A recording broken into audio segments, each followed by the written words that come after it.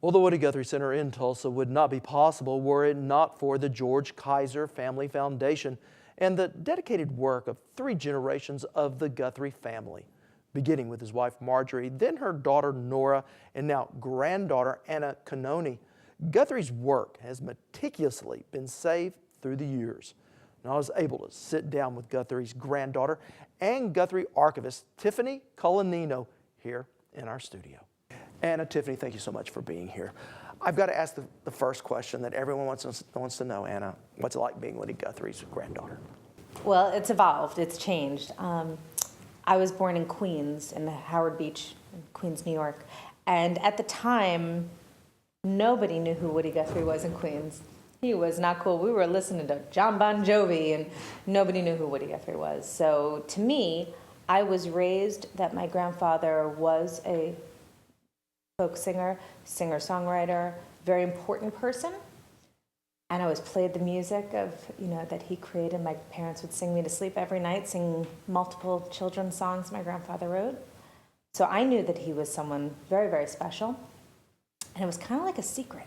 It was like I was one of the kids. I knew how special he was, but none of my friends did. So there wasn't a popularity. It wasn't cool, but I felt very proud, very special, that I was very lucky to have someone so special who could teach, who could bring my family together through song. Then, as the last 20 years of my mom, Nora, running the Woody Guthrie Foundation and Woody Guthrie Publications, she's opened up the doors to some contemporary musicians, putting music to new, previously unpublished lyrics of my grandfather's. That has kind of changed everything. Now people know who Woody Guthrie is. They're talking about him more. Youth, 20-year-olds, 30-year-olds, they have pictures on Facebook that say, "This machine kills fascists." All of a sudden, Woody is very punk and very cool. So it's kind of a flip for me. But in the heart of hearts, I'm extremely proud and honored and very lucky. I feel very lucky to be part of such an amazing family. My Uncle Arlo has been touring for 40, 50 years now, consistently. Every time I see his shows, again, I'm so proud to be able to be so close to him, to be family with him. My cousins, Sarah Lee and Annie and Kathy, they're all musicians. Abe, they're all musicians, and they're all continuing Woody's legacy in their own way. It's just, we've all taken what Guthrie means to us and done something that resonates with us in our own careers. So I'm very honored and lucky. So Tiffany, I have to ask you, and you mentioned "This Machine Kills Fascists." How did that evolve as an archivist? What do you know about that? What about "This Machine Kills Fascists"? Yes. So Woody would write on his guitar, "This machine kills fascists," or he'd write it on a little piece of wood and stick it to his guitar. And this was during the Second World War. He shipped out in the Merchant Marines. He was in the U.S. Army at airfield bases across the U.S. And we know that he always brought his instruments with him to the airfield bases in the Merchant Marines when he was shipping out to Italy and European ports. And he used music as a way to defeat fascism. He used music as a way to generate awareness about what was happening in the war and what was going on. And he says at one point in one of his notebooks, "My big Gibson guitar has this note on it. It says, 'This machine kills fascists,' and it does exactly that." And we know that during the war, he used music, "Beat Hitler Quick," "Dig a Hole for Fascists." He wrote a lot of anti-Hitler, anti-fascist songs. Which really speaks to most of his songs, that they all have a meaning to them. And he also actually used song to desegregate ships in the Merchant Marines. Really? He was bombed. The ship was torpedoed. Everyone was freaking out on the ships, and the ships were segregated. And Woody looked at his friend Cisco Houston and his other friend Jimmy Longy and said, "We got to go help the guys, because the African American folks were at the bottom of the ship. They were at the most dangerous point." And he said, "Those guys must be terrible." They could hear the booms going off in the ocean, the charges from torpedoes that were missing these Merchant Marine ships, because they would go along in a big go along in a big cargo line, right? And so Woody said, "Those guys must be terrified. We got to go help them out." So he went down to the door, he went down the stairs, and he starts playing some songs. And just like everyone's breathing and relaxing a little bit. They're singing songs, and the captain of the ship comes down and goes, "Mr. Guthrie, you really need to be up in your quarters. This is not, we're a segregated ship. We're really not supposed to be down here." And he's like, "Kick me off the ship. What are you going to do? We're being attacked. Yeah. This is your big problem." And he kept. And the singing, music was kept helping them singing, not hear these and they were charges. singing louder and louder and louder and louder, and they couldn't hear the charges anymore. And all of a sudden, by the time they were done singing, there was no more charges happening in the water.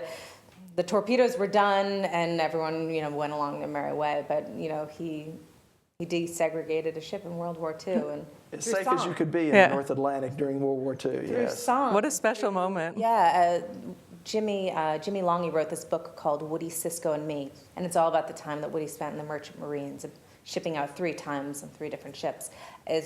It's one of the best books on Woody. You really get to have a genuine sense of who Woody was, what he was fighting for, and why he was fighting for it. And it's things like desegregation.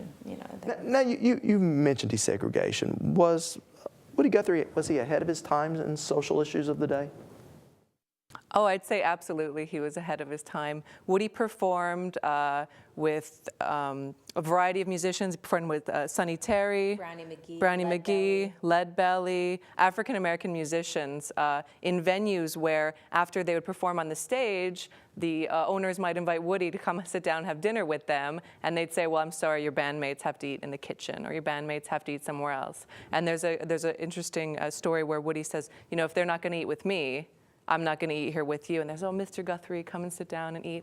And he just flips the tables over in the restaurant, and he just causes a huge scene, embarrassing maybe his bandmates who say, "No, Woody, this is just how it is." And he's like, "No, this is not how it should be. This is not what's meant to be." So he'd perform with African-American musicians. He went down into Florida to Beluthahatchee to live with Stetson Kennedy for a period of time in the early 50s, and there's documentation that Woody actively was fighting against the Ku Klux Klan down there.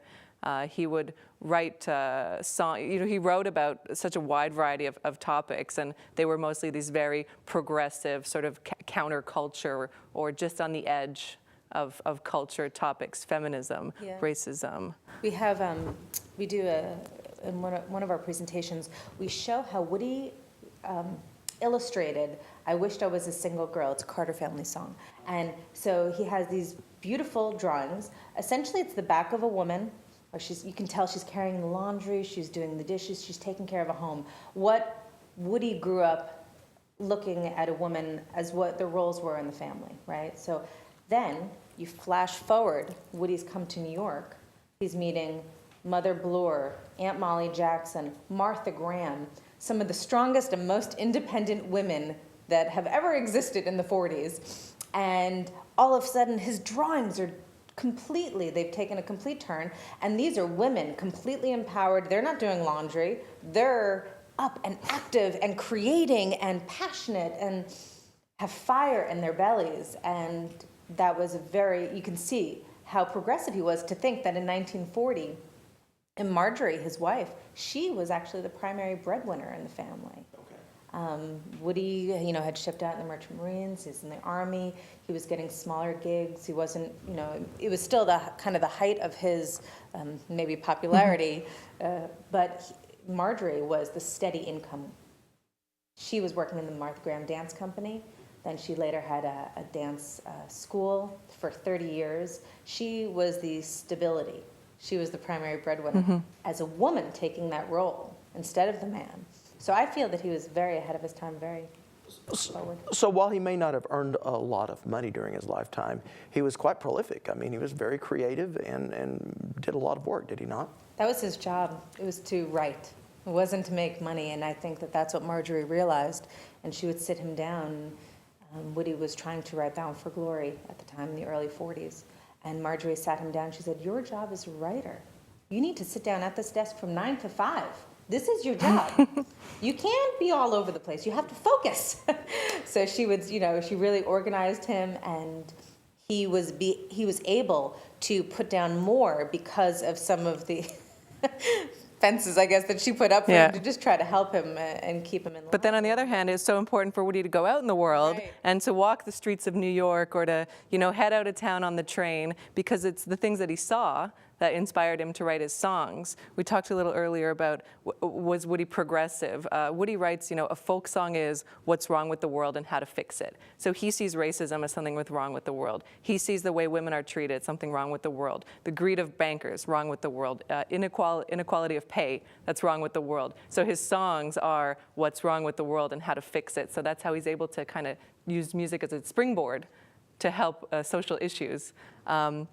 And like Anna said, Woody would create all day long. So there's a reason why the whole archives is dedicated to Woody's materials.